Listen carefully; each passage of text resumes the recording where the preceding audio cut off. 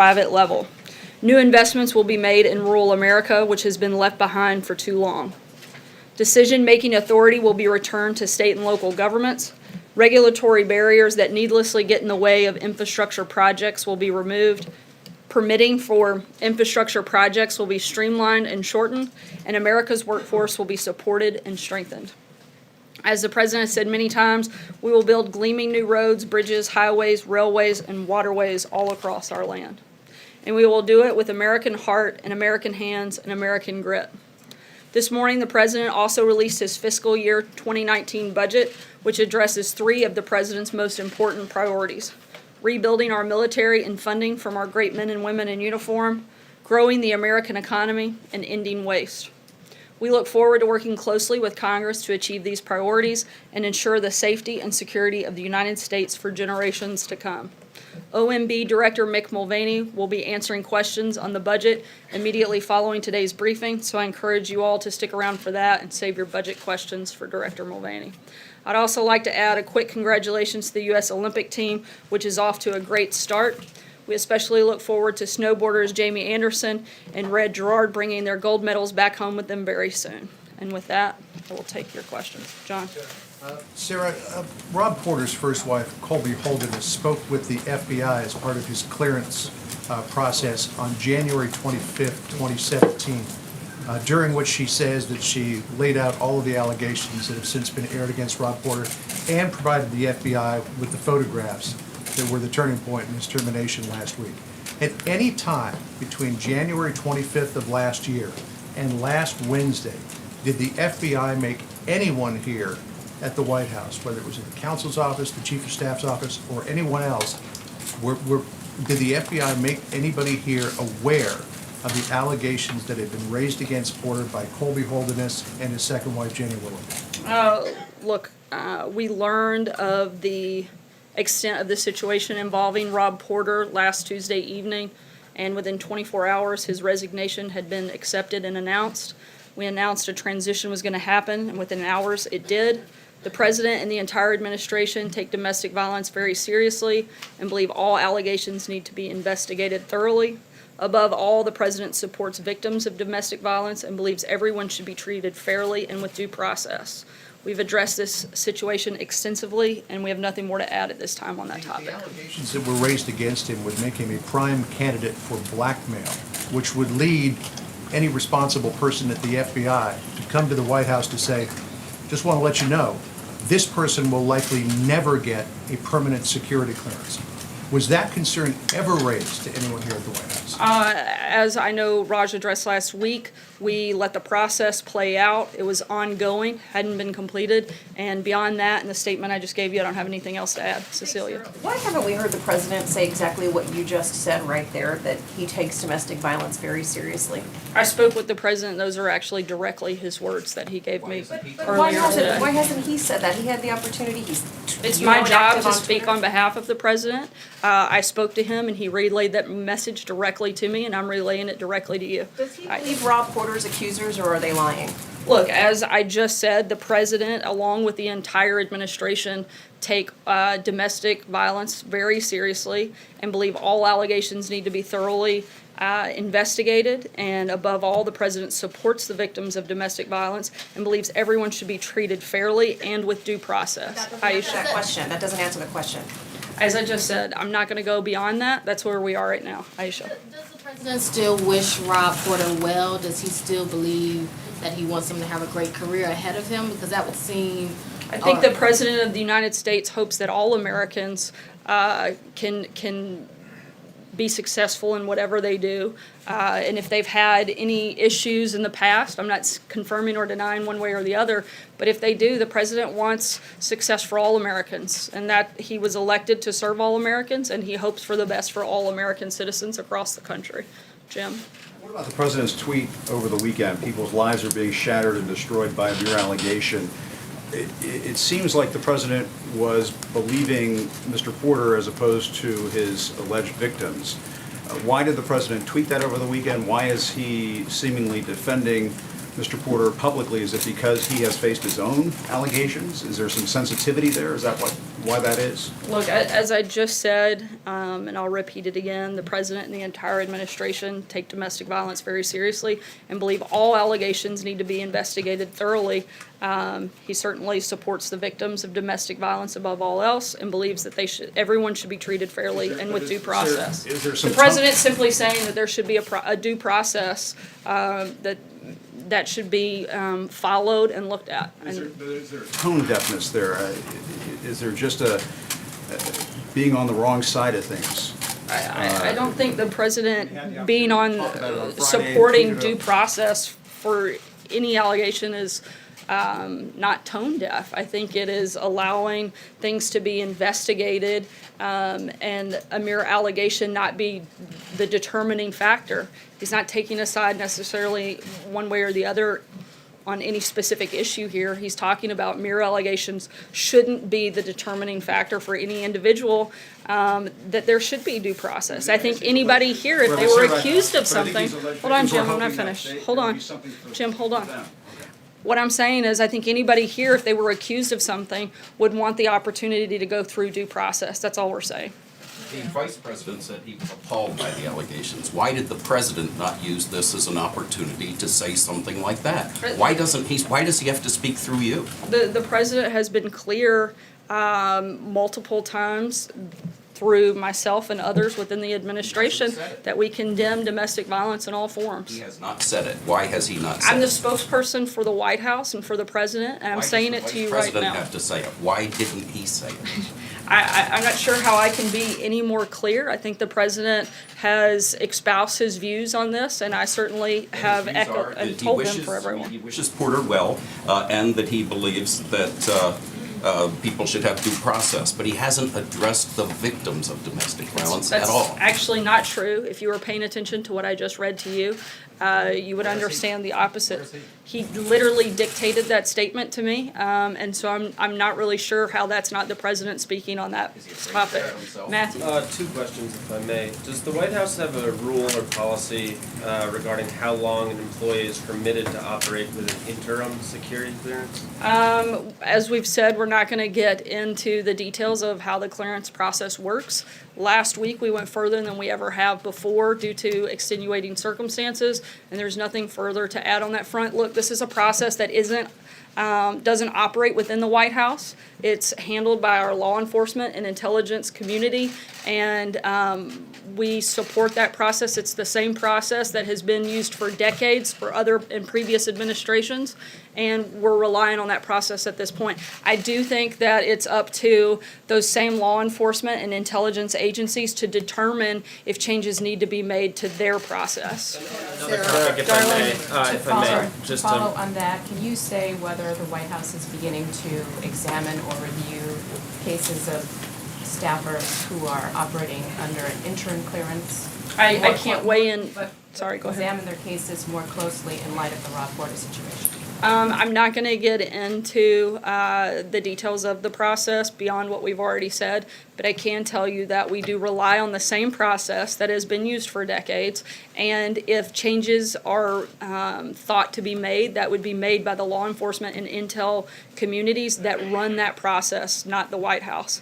But that's something that could be looked at certainly in light of this. Do you have any more information for us on Vanessa Trump? How was the president informed of what happened in New York? I know the president spoke with her. Beyond that, at this point, it's an ongoing and active investigation, so I can't comment any further. But I can say that the president has spoken with her within the last hour. Jacqueline. Sarah, I want to just get back to Cecilia's point, which is that the president has a history of defending men who have been accused of sexual assault and harassment and abuse, including Mike Tyson, Bill O'Reilly, Steve Wynn, Corey Lewandowski, Roy Moore, and now Rob Porter. Would the White House like to say today unambiguously that the president believes women making these accusations?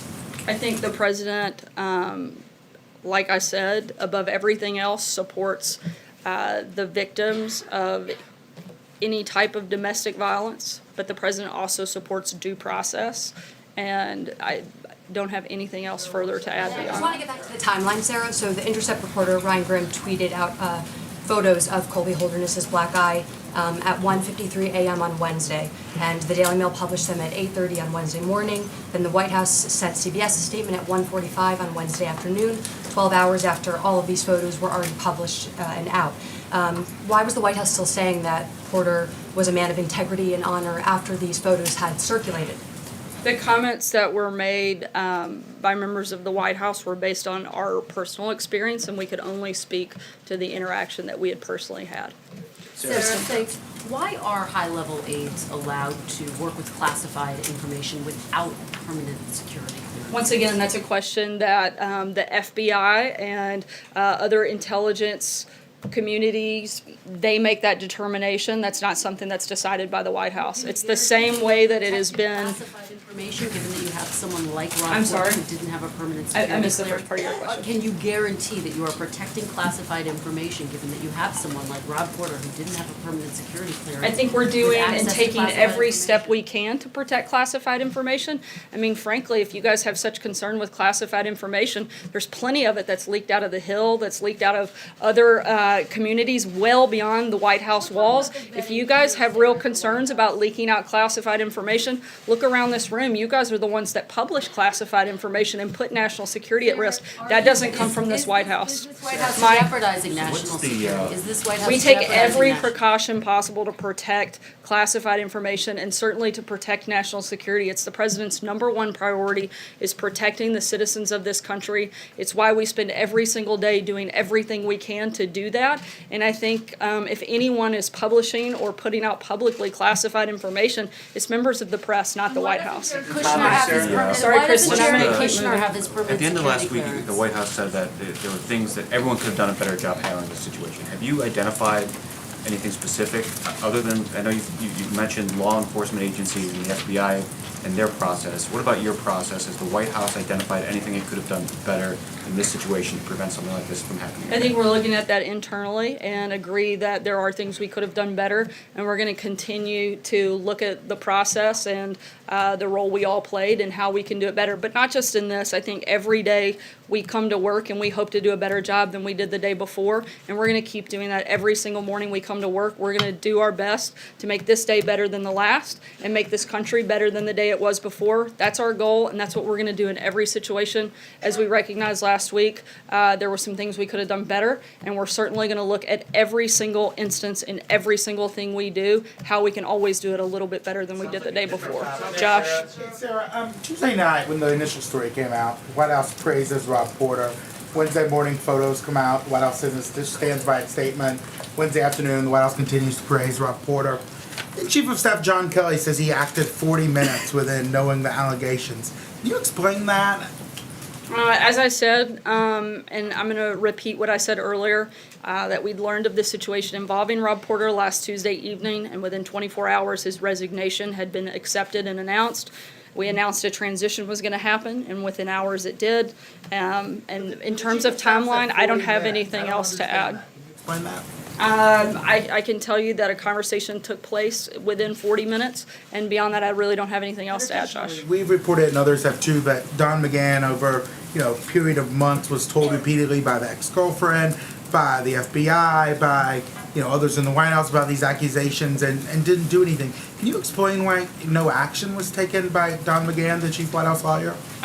Those allegations that have been reported are not accurate. April? Sarah, you keep saying the president says we take domestic violence very seriously.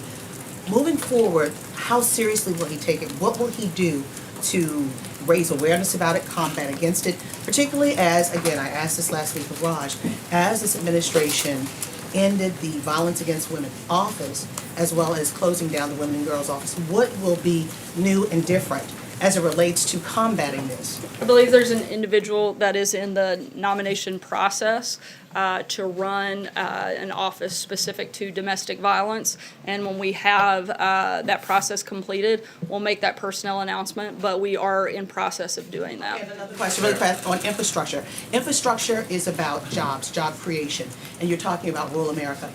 When you're talking about these jobs, are there going to be guidelines as to who can and who won't be hired? Not that I'm aware of anything to that nature. A lot of the infrastructure projects during the Obama years, when Hilda Solis was labor secretary, a lot of those jobs went to Hispanics. And A lot of those jobs were never completed or started.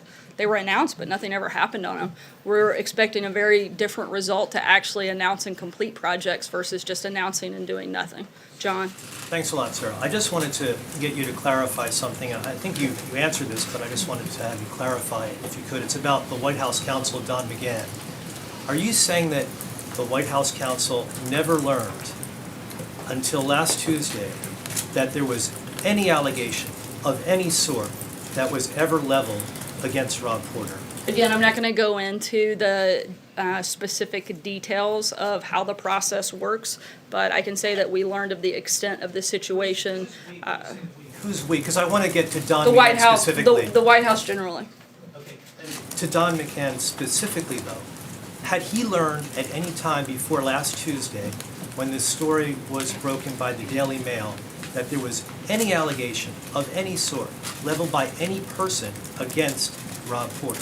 Again, I can't get into the specifics. I can tell you that the process for the background was ongoing, and the White House had not received any specific papers regarding the completion of that background check. So I can't go any further than what we've already said on that front. John? Thank you, Sarah. Two brief questions as a follow-up to the last two questions. What is Don McGahn's status as counsel right now?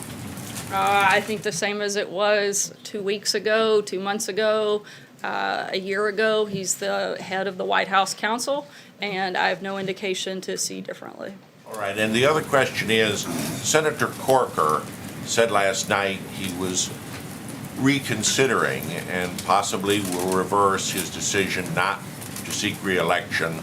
Already a Republican primary is in process in the state. What's the president's view? Should Senator Corker run again? Would he try to persuade him to, or just urge him to go back home to Tennessee? We haven't had that conversation about Senator Corker's plans, but as always, I can't weigh in on any specifics of the potential of a race, but I would have to talk to the president before making a comment. I'll take one last question, Frank. Last year, the administration said that the national debt is a crisis, not just for the nation, but for every citizen. Does the president still believe that it is a crisis? And if it is a crisis, Sorry, I missed the first part. A national what? A national debt. Sorry. And if the national debt is a crisis, why hit the gas pedal instead of the brake when it comes to spending? Look, the president, one of the biggest and top priorities of the president's first year in office was to pass the Tax Cuts and Jobs Act, which we think will have a big impact on that moving forward. It's been a major focus on the economy and the budget today that provides funding for the president's priorities, including national security. The president also knows that one of the most important jobs he has is protecting this country, therefore the need for rebuilding our military that had been ignored for so long, infrastructure, focusing on defeating the opioids crisis and a border wall. At the same time, the budget reduces the deficit by over $3 trillion.